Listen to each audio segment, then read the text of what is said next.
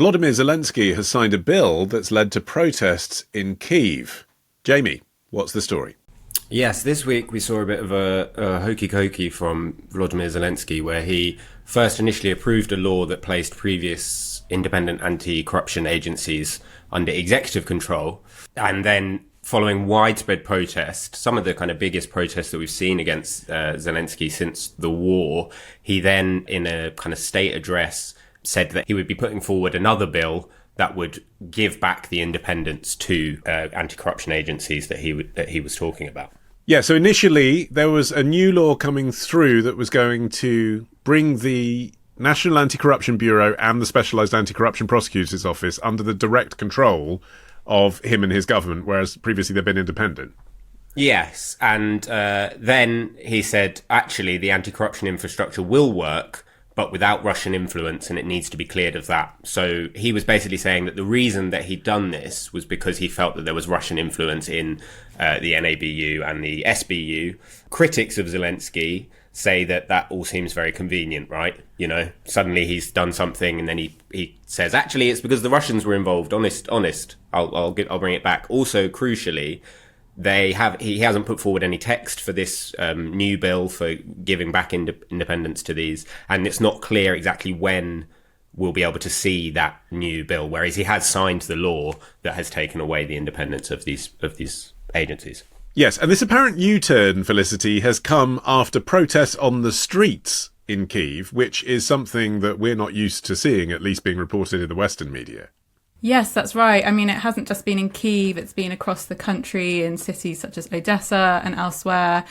Huge outpouring. I don't think there's been as big as protests since before the Russian invasion. So a huge show of outrage directed to Zelenskyy, which, you know, he just hasn't really been used to. And I think it probably came as a bit of a shock, maybe. And obviously this comes at a time when Ukraine is involved in a war, obviously with Russia. So at a time when you think this would be a showing of national unity, it was very much looking like he could be losing the public and losing public support. And you have to remember that, you know, half the country now has combat experience. This is a population that has been through quite a lot. So for them to turn on their wartime leader in this way is pretty interesting, particularly when Zelenskyy for so long has been the kind of darling of the West, the poster boy, this kind of hero myth sprung up around him that he was in this David and Goliath story, that he was standing up to this Russian aggressor and could do no wrong. And that's obviously all changing now. Yes, I mean, one of the most powerful placards that I saw, Harriet, was someone holding, obviously it was translated so I could read it, a piece of cardboard that said, "We didn't fight the war for this." I mean, that's the point, isn't it? They've had combat experience so that they could fight for freedom. And this implication was, well, we can't have a real anti-corruption agency if it's controlled by the government. That isn't freedom. Yeah, so actually I read something really interesting, which I asked my former flatmate, who's Ukrainian, who lives in Kyiv. I asked her about this. I read that there was something in the psyche of the culture of the Ukrainian people that was very fired up about protesting against it. I mean, bear in mind their Maidan Revolution was in 2014. This is not that long ago. There was this enormous revolution that ousted the former president. So I asked her, is there something in the Ukrainian psyche that means that people don't take this sort of thing lying down if they're unhappy about what the government is doing?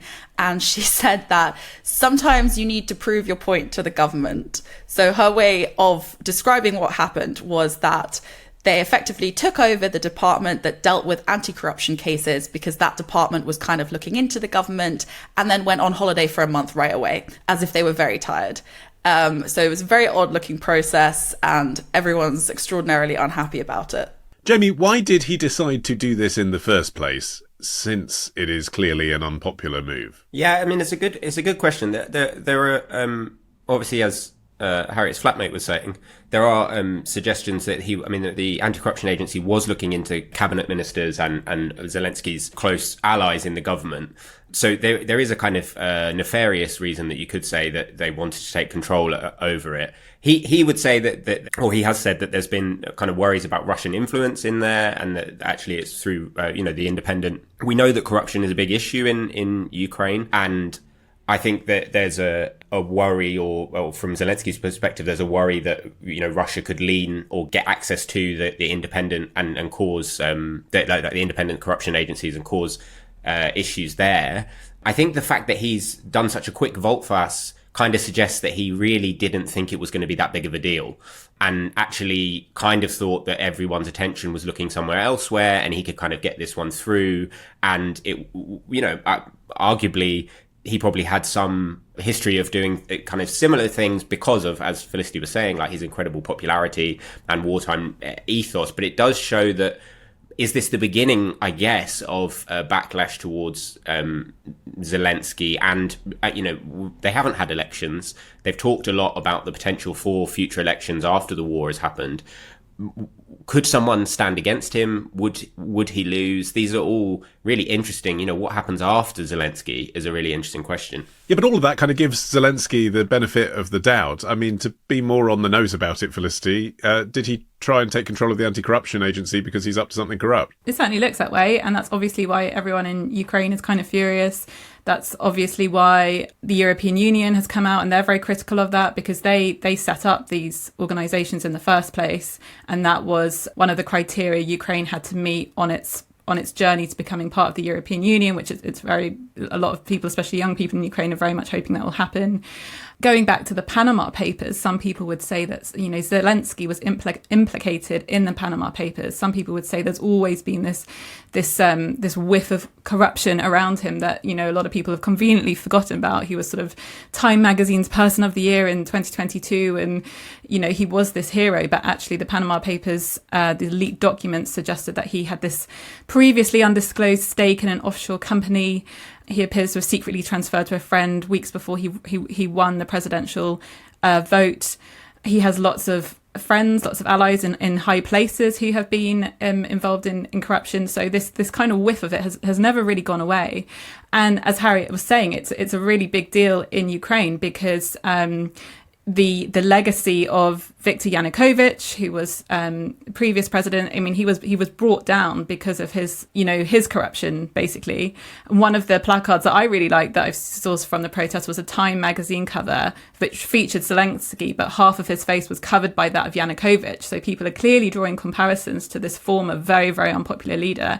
And it did not go well for Yanukovych. And will it go the same way for Zelenskyy? I mean, there's another theory, isn't there, Harriet, which is that Donald Trump might have had something to do with it. Explain that for us. Yes, the Trump involvement, I think, is quite an interesting one. The theory is that because Trump has this slightly personal history with these agencies, that some people are suggesting that personal history might have been what led Zelenskyy to take, or at least not to take action, but to assume that he could sort of get away with stripping the independence from these agencies. Because during Trump's first term, his supporters accused these specific agencies of helping with the investigation into Russian meddling in the 2016 US election.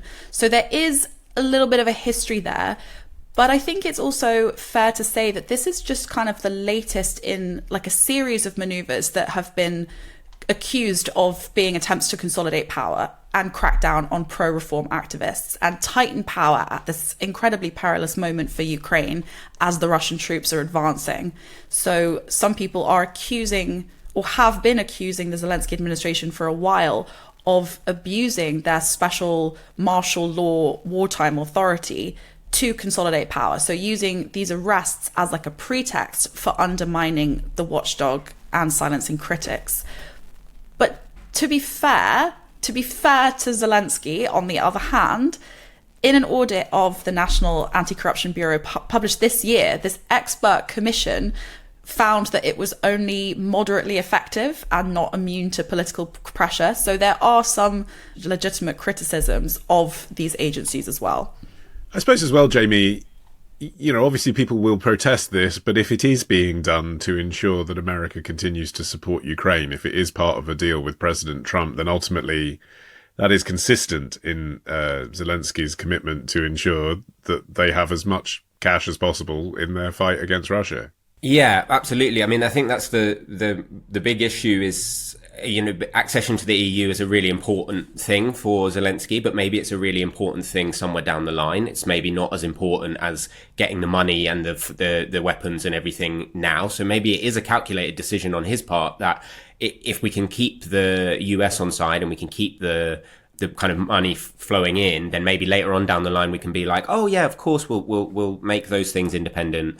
I think it maybe does show a real kind of mindset change amongst maybe Zelenskyy and the Ukrainian leadership of, we actually need to now focus much more on the war. And we know from, as Harriet was saying, it's actually a really perilous moment in terms of whether or not Ukraine can survive this year.